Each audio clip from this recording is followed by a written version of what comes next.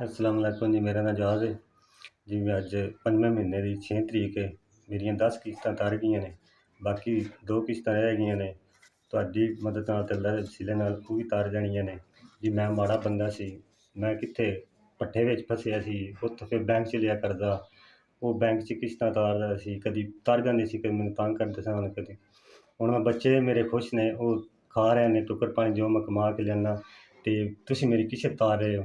ਭਲਾ ਹੋਵੇ ਜੀ ਤੁਹਾਡਾ, ਅੱਲਾ ਤੁਹਾਨੂੰ ਚੋਖੇ ਰੰਗ ਲਾਏ, ਅੱਲਾ ਤੁਹਾਡੇ ਕਾਰੋਬਾਰ 'ਚ ਇਜ਼ਾਫਾ ਫਰਮਾਏ ਜੀ। ਮੇਰੀਆਂ 10 ਕਿਸ਼ਤਾਂ ਤਰ ਗਈਆਂ ਨੇ, 2 ਕਿਸ਼ਤਾਂ ਰਹਿ ਗਈਆਂ ਨੇ ਜੀ। ਮੇਰੀ ਬੇੜੀ ਬਿਲਕੁਲ ਦੰਦੇ ਲੱਗਣ ਵਾਲੀ ਹੈ। ਤੁਹਾਡੀ ਮਦਦ ਨਾਲ, ਤੁਹਾਡੀ ਤਾਵਨ ਨਾਲ ਮੈਂ ਗਰੀਬ ਬੰਦੇ ਦੀ ਬੇੜੀ ਦੰਦੇ ਲੱਗਣ ਵਾਲੀ ਹੈ, ਕਿਉਂਕਿ ਤੁਸੀਂ ਮਾੜੇ ਬੰਦੇ ਦੀ ਬੜੀ मेरी हेल्प की है।